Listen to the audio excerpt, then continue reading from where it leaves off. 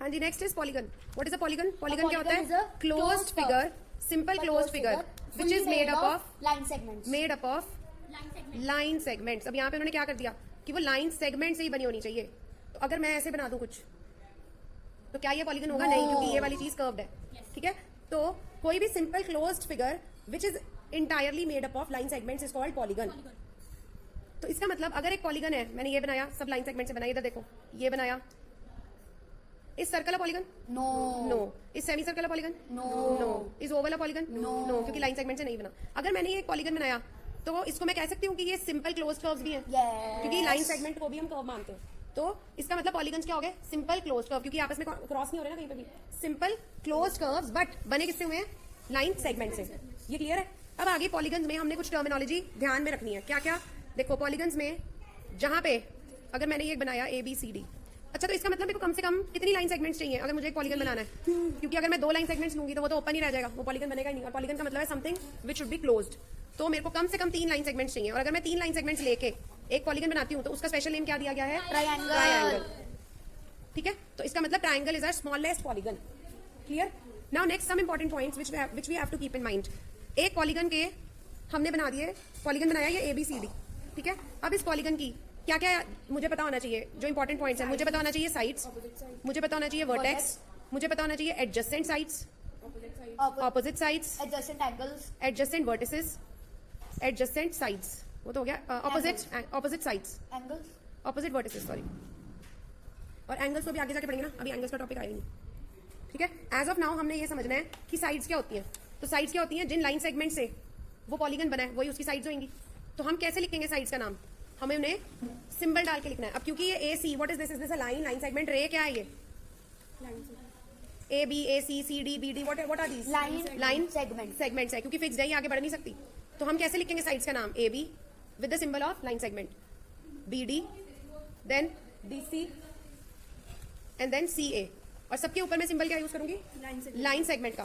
फिर आ गया vertex. What is a vertex? जहां पे 2 लाइन सेगमेंट्स मीट हो रही हैं.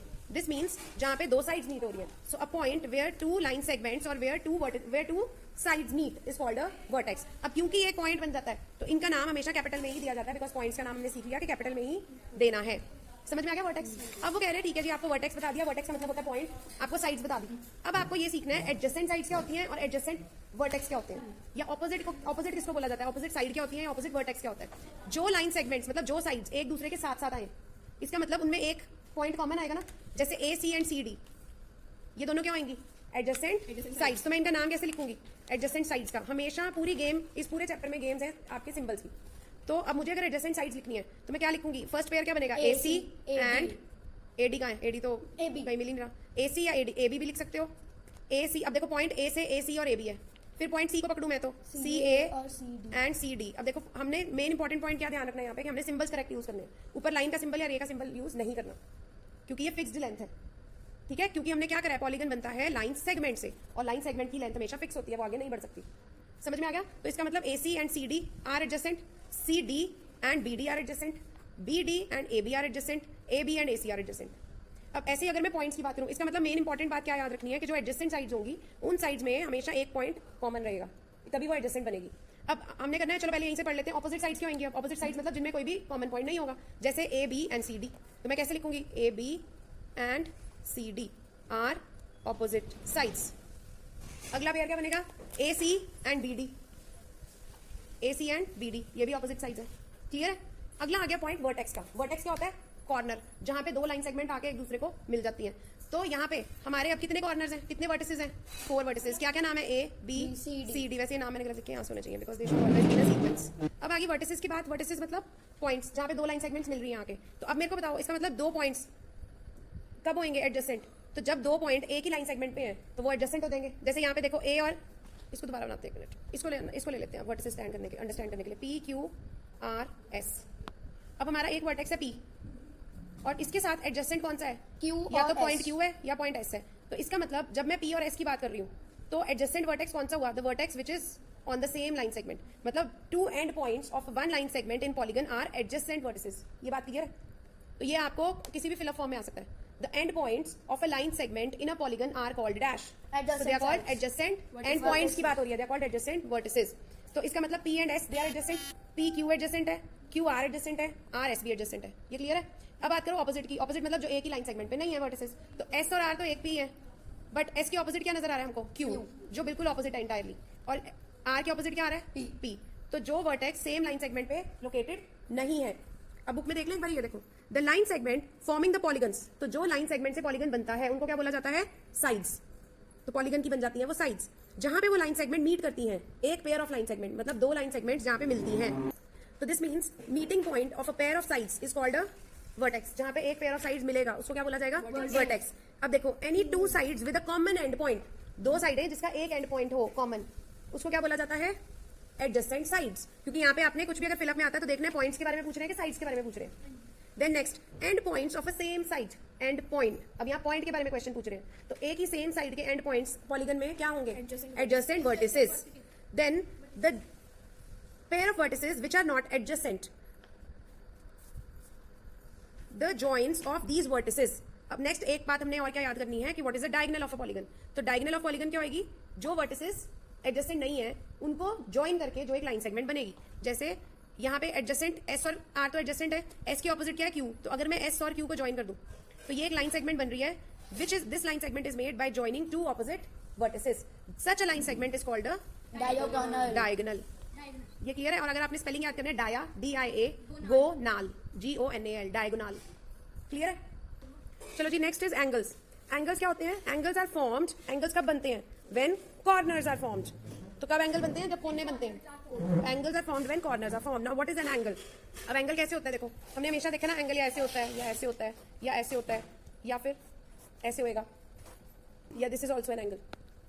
ठीक है? तो एंगल इसका मतलब क्या हुआ? एंगल इज फॉर्म्ड, या angle is made up of two rays. मतलब एक पॉइंट है, देयर इज वन पॉइंट, एक पॉइंट से, इसी पॉइंट से दो रेज जा रही हैं, तो मतलब ये इंडेफिनेटली आगे को एक्सटेंड हो सकती हैं। So what is an angle? An angle is made up of two rays which have one common starting point. तो ये वाला पॉइंट एक कॉमन है। अब ये रेज है, तो मुझे इनका नाम देना है, तो नाम देने के लिए मुझे इन रेज के ऊपर कुछ पॉइंट लेने पड़ेंगे, तभी मैं एंगल का नाम दे पाऊंगी। तो मैं ले लेती हूँ, यहाँ पे ले लेती हूँ B, ये ले लेती हूँ A, ये ले लेती हूँ C। सो रे, व्हाट इज द रे? One, the name of one रे is BA and the name of other ray is BC and the common point is B. Now the point at which they meet, उस point पे angle बन रहा है। So this is how we show an angle. ऐसे करके angle को show किया जाता है। ठीक है? इसमें जैसे अब ये एक फिगर है, तो these are rays, पहले तो मैं एरो डालूंगी क्योंकि ये इधर और इधर इंडेफिनेटली एक्सटेंड हो सकती है। अब यहाँ पे मुझे रे का नाम देना है, तो मुझे पॉइंट्स लेने पड़ेंगे, तो मैं ले लेती हूँ POQ। So this is the point. रे का नाम क्या हो गया? OP and OQ। बिकॉज रे का नाम हमेशा कहां से लेना है हमने? जो एक कॉमन पॉइंट है उससे। कॉमन पॉइंट प्लस रे का स्टार्टिंग पॉइंट जो फिक्स पॉइंट है। तो कभी भी आप PO नहीं लिख सकते रे का नाम। हमने भी किया था ना पहले कि रे का नाम हम ऑपोजिट नहीं लिख सकते, तो हमें लिखना पड़ेगा जो फर्स्ट पॉइंट है, जो नाम जिससे रे का स्टार्ट होना है, वो एक फिक्स पॉइंट होना चाहिए। तो यहाँ पे फिक्स पॉइंट क्या है? O। तो OP and OQ, these are the two rays. तो जब भी आपने एंगल की रेज का नाम लिखना है, आप रेज का सिंबल यूज करोगे। इन रेज को बोला जाता है साइड्स ऑफ एन एंगल। क्या बोला जाता है? इसका इनिशियल पॉइंट लिखना होगा तो हम एंगल का साइन डाल के लिखेंगे कि सिंपल पॉइंट। अगर वो पूछेंगे इनिशियल पॉइंट बताओ, तो पॉइंट में एंगल का क्या आया? पॉइंट में तो पॉइंट ही लिखोगे, उसमें एंगल का काम ही नहीं है। तो साइड्स ऑफ एन एंगल, या फिर इसको बोला जाता है आर्म्स ऑफ एन एंगल। एक एंगल की आर्म्स है ये। तो अगर आपको पूछा जाएगा that write the name of the arms of angle, this angle, तो आप लिखोगे OP like this and OQ with the symbol of a ray. And angle कौन सा फॉर्म हो रहा है यहाँ पे? कौन से पॉइंट पे? जो कॉमन पॉइंट है, विच इज पॉइंट O। तो O पे एक एंगल फॉर्म हो रहा है, जिस पॉइंट पे ये दोनों मीट कर रही हैं, इस पॉइंट को वर्टेक्स ऑफ एंगल बोला जाता है। Vertex of an angle. एक ही वर्टेक्स होता है ना एंगल का। Yes. So the common initial point जहां पे दो रेज मिलके कोई एंगल बना रही हैं, उसको बोला जाता है वर्टेक्स ऑफ द एंगल, और दो रेज को बोला जाता है साइड्स या फिर आर्म्स ऑफ एन एंगल। ये क्लियर है? यहाँ पे an angle is made up of two rays starting from a common initial point. ये क्लियर है जी? Two rays forming an angle are called arms या sides of angle, and the common initial point is the vertex of the angle. अब इसी से relating दो तीन concept हैं जो आपको, क्योंकि आपने समझ लिया हुआ कर्व को, तो वही हर सारे concept, interior, exterior, on the angle, सारे कंसेप्ट सारी फिगर्स में चलने हैं। तो हमने अब करना है, ये एक एंगल है हमारे पास। सबसे पहले तो जी आपने सीखना है सिंबल, क्योंकि हम हर बारी वर्ड एंगल ANGLE नहीं यूज करेंगे। तो हम एंगल के लिए क्या सिंबल यूज करते हैं? Like this, sort of an L, but not straight, तो थोड़ा सा स्लंटिंग। ठीक है? तो जब भी हमने एंगल का नाम लिखना है, अब दूसरी चीज क्या हमने याद रखनी है? जो हमारा वर्टेक्स है, मतलब जिस पॉइंट पे एंगल बन रहा है, उसको हमेशा हमने सेंटर में रखना है। तो अगर मैंने इस एंगल का नाम लिखना है, तो मैं क्या लिख सकती हूँ? XOY, because the point eight which the angle is form, उसको हमेशा सेंटर में रखना होता है। तो मेरा क्या नाम बनेगा? एक्स ओ वाई और साथ में मैं यूज करूंगी एंगल का सिंबल। तो यहां से पता चल रहा है कि एक्स ओ वाई एक ऐसी फिगर है जहां पे एंगल ओ पे बना हुआ है, मतलब ओ इज द वर्टेक्स। तो वर्टेक्स को हमेशा हमने सेंटर में रखना है। वर्टेक्स क्या होता है? वो वाला पॉइंट जहां पे दो रेज मिल रही है, जहां पे एंगल फॉर्म हो रहा है। या इसका उल्टा भी लिख सकती हूँ मैं, angle Y O X, even this is correct. The only thing is that the vertex जिस पॉइंट पे दो रेज मिल रही है वो हमेशा सेंटर में रखना है। तो इसका नाम क्या हो जाएगा? एक्स ओ वाई या वाई ओ एक्स। और अगर मुझे कहते हैं कि आर्म्स ऑफ दिस एंगल बताओ, तो मेरे एंगल की क्या आर्म्स है? O X with the symbol of ray and O Y. अब इसको मैं उल्टा पुल्टा नहीं कर सकती, बिकॉज मैंने पहले सीखा है रेस का कंसेप्ट क्या होता है कि आपको हमेशा रे का नाम जो है फिक्स्ड स्टार्टिंग पॉइंट से स्टार्ट करना है, इसको अदर वे राउंड नहीं कर सकते हैं। ये क्लियर है? उसके बाद हो गया, अब ये एंगल का इंटीरियर रीजन कौन सा होगा? तो ये वाला सारा रीजन जो एंगल के अंदर है, प्लस इससे आगे अगर हम इसको एक्सटेंड करें तो ये वाला सारा रीजन, ये सारा बोला जाएगा इंटीरियर ऑफ एन एंगल।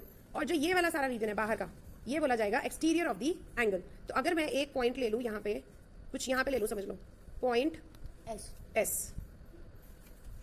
मैंने ये पॉइंट ले लिया यहाँ पे एक्स। अब मुझे बताओ ये पॉइंट इंटीरियर में माना जाएगा या एक्सटीरियर में? तो point S is in the interior, क्योंकि अगर ये मेरी रे है, अगर मैं इसको रे को इधर एक्सटेंड करूंगी और इस रे को उधर एक्सटेंड करूंगी तो ये पॉइंट एंगल के अंदर आएगा, इनसाइड आएगा। This is clear?